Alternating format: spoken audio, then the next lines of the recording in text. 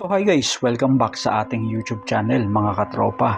So ngayong gabi, pag-uusapan natin ang tungkol sa pinagmulan ng aswang dito sa Pilipinas. Sa loob ng daan-daang taon, ang mga kwento ng aswang ay nagahari sa gabi ng mga Pilipino.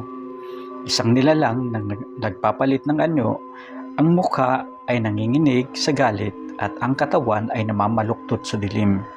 At ang dila ay humahaba upang sumipsip ng mga buhay na tao. Ngunit, naisip nyo ba mga katropa, paano kung ang kinatatakutan nating halimaw ay hindi pala kampo ng kadiliman?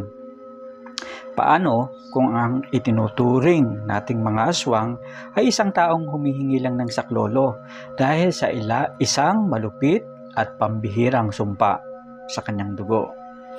Ngayong gabi, lalakbayin natin ang probinsya ng Capiz upang buksan ang medikal na lihim sa likod ng mga alamat. Kilalanin natin ang lubag.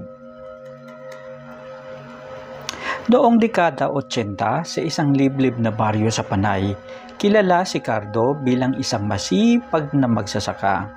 Siya ay nasa edad 35, mabait, tahimik at may pamilya.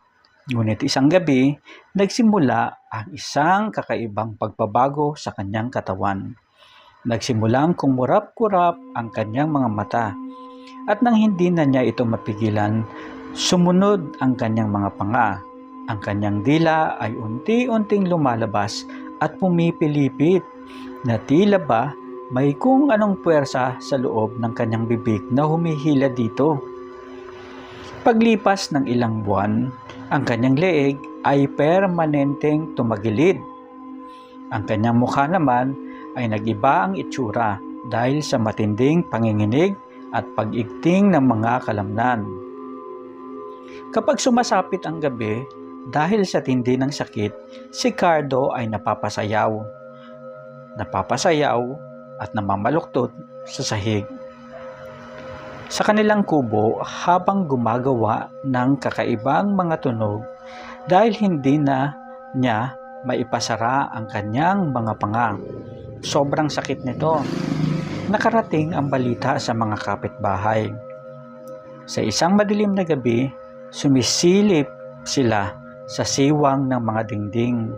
Dahil sa probinsya noon, uso yung tirahan na parang kubo-kubo lang at may sawaling dingding. Nakita nila si Cardo. May pilipit ito, nakadila, dilat na dilat ang mga mata at parang hayop na nagbabago ng anyo. Eksakto sa description ng mga matatanda.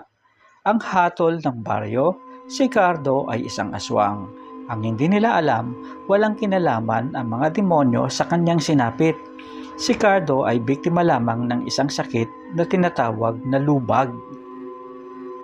Well, ano nga ba ang lubang? Sa mundo ng modernong medisina, ito ay tinatawag na X-linked dystonia Parkinsonism o XDP.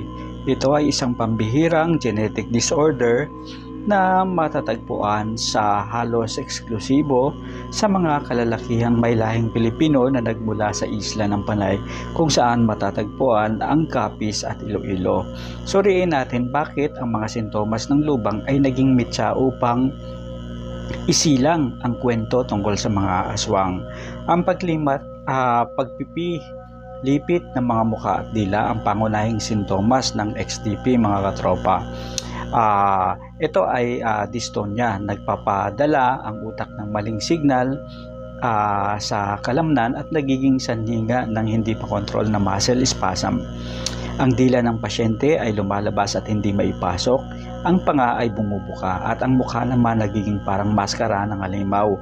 Okay mga katropa, para sa mga sinaunang Pilipino kasi na walang idea sa neurology, ito ay aktwal na pagpapalitan nyo o transformasyon ng aswang, sabi nila. Pangalawa, ang kakaibang kilos. Ang pasyente ay nakakaranas ng involuntary twisting movements. Ang kanilang paglalakad ay nagiging pabaluktot at ang kanilang katawan ay tila sumasayaw sa kakaibang anggulo. At sa gabi naman kapag sumasakit ang kanilang mga katawan, ang kanilang mga anino sa dingding ay mukhang mga halimaw na nag-aabang ng mga biktima. Pangatlo, ang sumpa ng lahi. Napansin ng mga sinaunang tao na ang pagkaaswang ay parang naipapasa sa pamilya. Tama sila, ngunit ito ay hindi dahil sa agimat o itim na mutya o anting-anting, kundi dahil sa DNA. Ang lubag ay isang X-linked recessive trait. Ang ina ang nagdadala ng gene ng walang sintomas o carriers. Ngunit ipinapasa nila ito sa kanilang mga anak na lalaki. Kaya naman kapag ang isang ama o anak sa isang pamilya ang nagkaroon nito, madalas na ang mga sumusunod na henerasyon ng kalalakihan sa pamilyang ito ay nagpapakita rin ng ganitong parehas na sintomas. So dahil dito, ang mga pamilyang may lubag ay iniiwasan, itinataboy at kinatatakutan. Ang kanilang sakit ay naging pansag sa kanilang buong probinsya. So matotal, dito nagtatagpo ang katatakutan at ang trahedya. Ang totoong nakakatakot sa kwentong ito ay hindi dahil sa mga multo o aswang, kundi dahil sa kawalan ng malay sa lipunan. Isipin mo na ang takot sa hirap na dinadanas ng mga unang Pilipino nagkaroon ng lubag. Daang-daang taon na ang nakalipas. Habang ang iyong katawan ay unti-unting bumibigay, habang ikaw ay nahihirapang lumunok, magsalita at huminga dahil sa namamaluktot mong kalamnan, ang mga tao sa labas ng iyong bintana ay naghahanda ng mga itak, asin at bawang upang ikaw ay patayin. Ang Capiz ay binansagang bayan ng mga aswang at ang biktima lamang ng isang henerasyon ng matinding sakit sa utak. Ang lahat ng kaso ng XDP sa buong mundo, maging ang mga nasa Amerika, Germany at Canada ay may genetic roots na natutuntun pabalik sa iisang ninuno sa panay noong lumang panahon.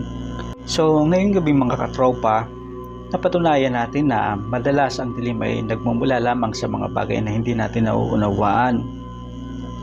Ang aswang na kinatatakutan ng marami ay maaaring isang taong may karamdaman na nagdurusa sa katahimikan ng gabi. Sa paglipas ng panahon, sa tulong ng mga institusyon tulad ng Sunshine Care Foundation sa Capiz, unti-unti nang nauunawaan ng mga Pilipino ang katotohanan. Ang lubag ay hindi sumpa. Ito ay isang medikal na hamon na nangangailangan ng yakap, unawa, lunas at ng takot sa pag-uusig.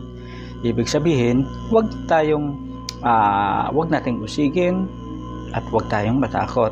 Bago nyo isarahan ng mga bintana at patayin ang inyong mga ilaw ngayong gabi, lumingin kayo sa paligid. Ang tunay bang halimaw ay nilalang sa dilim o ang sarili nating kawalan ng pangunawa? Mag-ingat kayo sa inyong pagtulog. Ito ang gabi ng lagim mga katropa. Hanggang sa muli, maraming salamat. Paalam.